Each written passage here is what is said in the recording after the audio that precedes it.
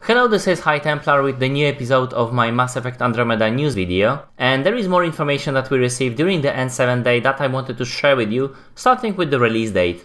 So, cinematic trailer showed us spring 2017 as the release date, and we know that the BioWare wanted to target March 21st as the actual release date, and there are some reliable leaks that showed us this. However, just a week ago, there was a statement from the BioWare that they will be happy to delay the game for even 5 months if it will make the game better. And I do agree we want to get the game as good as possible. However, we fans pretty much want to get it as fast as possible. So it is a bit, disappointing basically. But I will wait. We will all wait. Then we got some information about the names of the protagonists. Firstly, starting with the father, basically someone we call Papa Ryder, or this is the father of the protagonist. He is called Alec Ryder. The male protagonist will be called Scott Ryder, and the female protagonist will be called Sarah Ryder. So we know the entire Ryder family, and we know that the Ryder will be actually the first Pathfinder, so that is something showing a lot from the trailer that we learned that you are actually becoming a new Pathfinder. That means your papa will be probably dead, which is unfortunate. Also, there was revealed about loyalty missions. They are coming back, but they will be less important than in Mass Effect 2. They will be more optional, so that means the ending of the game will not be as affected by the outcome of the loyalty missions as it was before. So, yeah, maybe that's slightly disappointing. I mean, it is slightly disappointing for me, but maybe they will give us different mechanism to basically decide on the ending of the game. It would be very cool to actually make some important decisions as we did in the previous Mass Effect games. So let's just go into the Andromeda Initiative page. This is a page that was released also on 7th day, and it looks beautiful. It shows some recruitment details, and I already recruited. This is actually showing you the trailer that was released on the November 1st, and there is also a special playlist on my channel that I already released, and that trailer is there. So let's just look at this in more detail. This is a lunar base for Andromeda Initiative, and those are those cool ARC ships that we've seen so far. And there is this briefing. I have looked at this page, and I know there is a trailer inside. I haven't seen it, so you will also get my live reaction from it. And there is some referral to the new recruits. Obviously, you can share it on Facebook and Twitter to show other people. Join today. This is another link to the same, so not really. And this is nice, very, very, very nice indeed. Page that shows us the timeline, including lunar base and finding mass relay. And yeah, there was also revealed that the Papa Ryder, or Alec Ryder as we know him right now, was actually the part of the first mission that went through the mass relay in 2139. So that is pretty cool indeed. So he's no stranger to the going into the unknown. Let's just go into this briefing and look, just watch this briefing, and I'll give you my comments. Congratulations on your successful acceptance into the Andromeda Initiative. My name is Gian Garson, the founder of this unprecedented mission. Okay, so it is not actually the female protagonist. We thought it will be female protagonist. Cool, we are cool with that. Let's just... This journey is a major milestone for all of humanity, as well as every other species in the Milky Way galaxy. You are about to embark on a voyage unlike anything attempted before. And make no mistake, this is a one-way trip. 600 years from now, you will awake from cryostasis on the outskirts of the Andromeda galaxy. Most of you will be aboard Arc Hyperion, while the rest will travel on the Nexus with me. Alright, so this big structure is actually not a shipyard, this is kind of a Nexus starship. I do love it, and there will be more. So you will be on the Arc Hyperion, we already knew that from some of the information. That's very, very cool. So there will be like main ship and there will be like smaller ships, although those smaller ships are still pretty big. And I guess you will be like leading one of them, I mean... In addition to Hyperion, 3 other arcs, each harboring a separate species, will depart the Milky Way at the same time. Wait, what? Go back.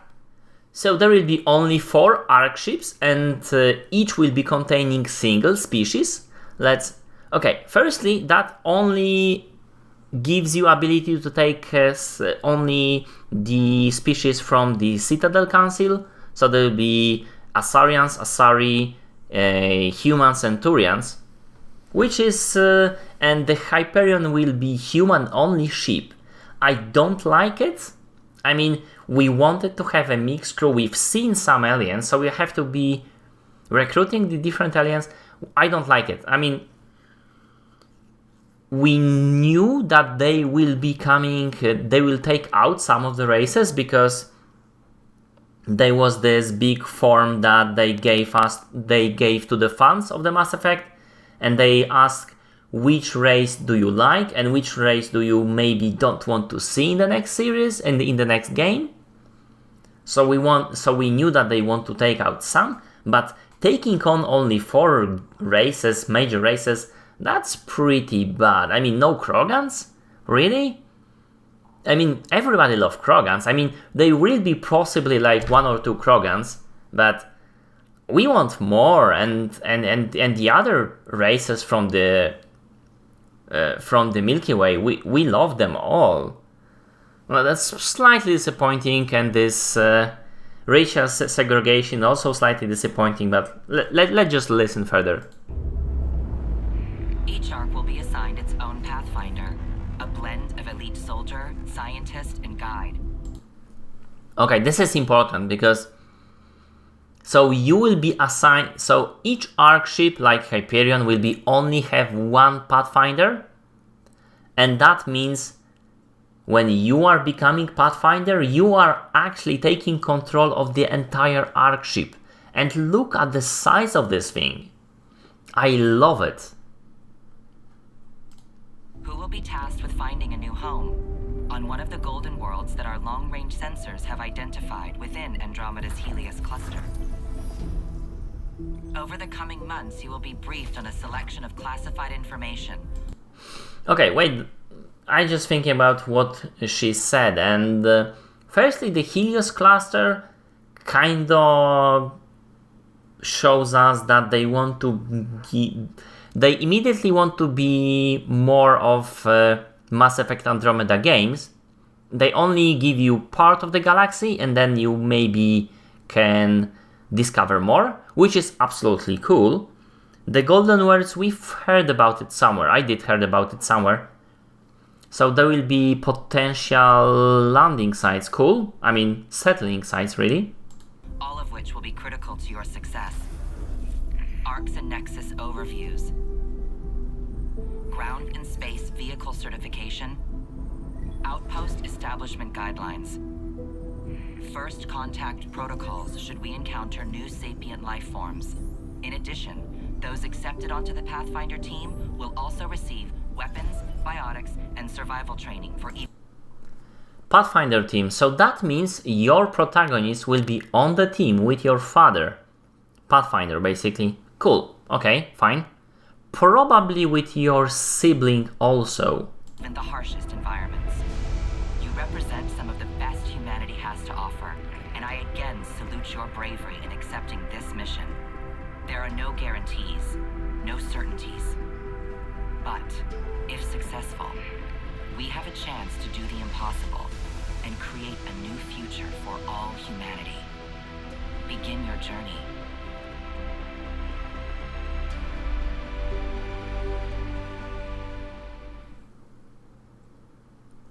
So yeah, again, no gameplay, but the BioWare actually promised to give us some gameplay at the Game Awards on the December 1st. So we can watch that. And they gave us a gameplay. I mean, yeah, it was kind of a closed environment gameplay, but they did give us 4K gameplay on E3.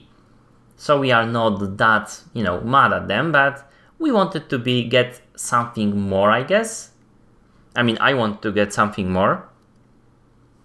And yeah, I do love the idea that I'm kind of surprised that they are revealing that much of a story because you've seen you are the now Pathfinder, and we are pretty sure that the Alec Rider will be the first Pathfinder, so that means he will die, and that is revealing a huge chunk of the story. But we basically knew that there will be some kind of a disaster happening to Hyperion. I'm hoping it won't be completely destroyed, making humans basically extinct species in the Andromeda galaxy, or endangered. But either way, I don't think that will happen. But yeah, it's still very cool, and I would love to get my hands on that ship and just travel. The same feeling that I got in Mass Effect 1 when you first got your Normandy. Cool, very cool indeed. Okay, so that's pretty much it. I hope you like it. If you did, press like, comment if you will, and see my other videos on my channel. I do some Let's Plays in different games. I do some news and DLC analysis videos, and yeah, that's pretty much all of it. See you later!